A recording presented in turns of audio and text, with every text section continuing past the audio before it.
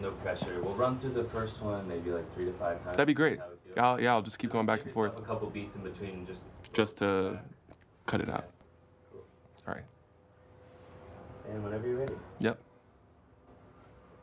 Hi, I'm Chuck, and one thing I like to do is talk about how crazy it is that I got to be a part of Ableton's One Thing video series. I've been watching for years now, and in every episode, they ask an artist to talk about something that inspires or motivates them, and then they explore that idea on the spot to create a song for the outro. I wanted to make this video to tell you more about why this experience was so important to me, why it took 2 years to plan it and record my episode, and then at the end, I can show you some of the parts of the song that I made for the video's outro.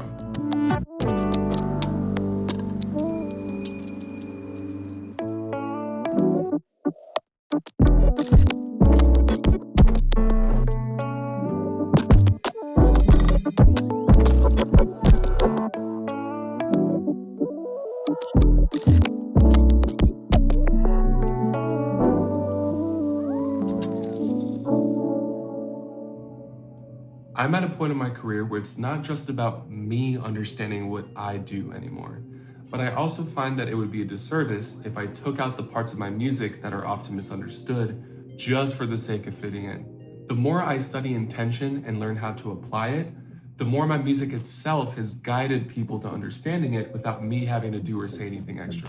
The reason I'm so proud of this Ableton video is because they were excited to capture me being myself. They know what kind of music I make and they didn't put it in a wrong box or encourage me to do something else to fit some other type of standard. So this is my thank you to the entire team, especially Lyndon and Colin, who recorded the video with me.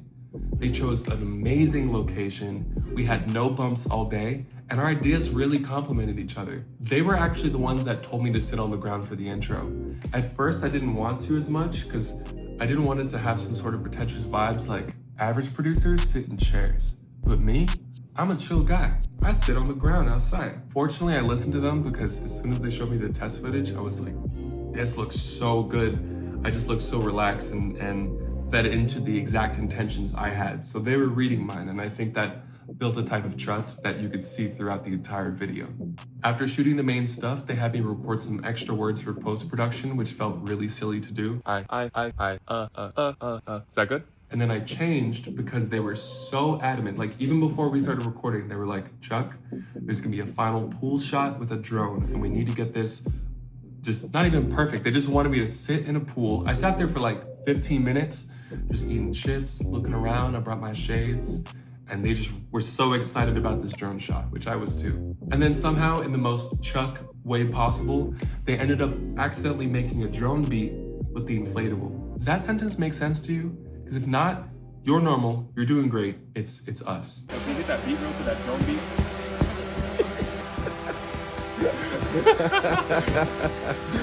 On top of everything we covered in those 2.5 minutes, I also hid 4 secrets in regards to upcoming projects of mine. So there was supposed to be 5, but I was wearing the wrong pants.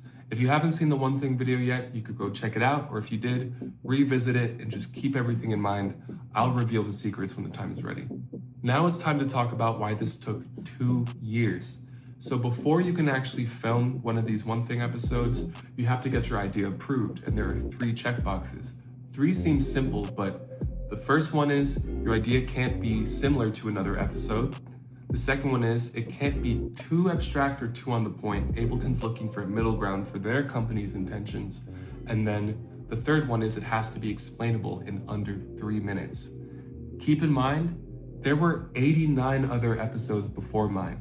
So my idea, the first step was that it couldn't match 89 other production ideas, and then it had to match all the other checkboxes. So it took a very long time, constant back and forth, constant brainstorming. And one day, everything changed. I finally got the idea, and it's actually thanks to Splice, funny enough. This isn't a Splice sponsored video. I'm just talking about my own personal life. This is not like, with Squarespace, I would manage to find my Ableton One Thing for only 20% off if you use the code Chuck is trying to make a bag. When I'm not working on my own music, I'm doing freelance jobs, and last year I got connected with Splice to help them on some of their packs. One of them was called Desert Percussion. They asked me to take sounds they recorded in the desert and then layer them to come up with a bunch of cool percussion loops. I was really excited to do this, but I also didn't want to spend hours just layering audio files one by one just to get one good loop, because I'd need to make a bunch. And it turns out all I had to do was map velocity to controls other than volume so my percussion samples can feel more alive. So an indirect thank you to Splice for helping me find my own workflows. I wish we had more work on the way together, but things come and go. I totally understand. Liars want to hold things back, and liars are The song at the end was super fun to make. I actually did really use the iPhone recordings that you see in the footage of creating the one thing, and I didn't want to feel like I was tricking the audience by using some more pristine samples later with a better microphone. The sounds that I used are really from those iPhone shots. I added some EQing and saturation just to help it fit in the mix, but this is what the patch looks like on my Push 3. Without the one thing, everything sounds way too repetitive. But now when I play more dynamically, softer and harder, things feel like they're moving as lifelike as my playing style.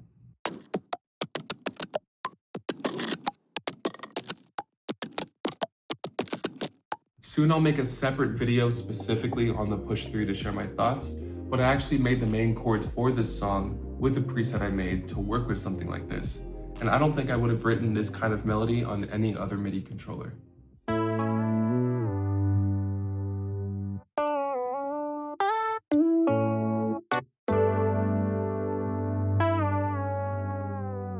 After those things, I added a kick, an 808, and some extra sample chops, but besides that, those are the two main sounds, and that's the entire song. So far, I've only been using this channel to talk about production tips and tricks and to get inside the program, but I haven't used it yet this way. This is my first video where I'm just talking to you about my thoughts on things, reflecting on moments I've had. So if you like more videos like this, let me know. I can easily do more of these.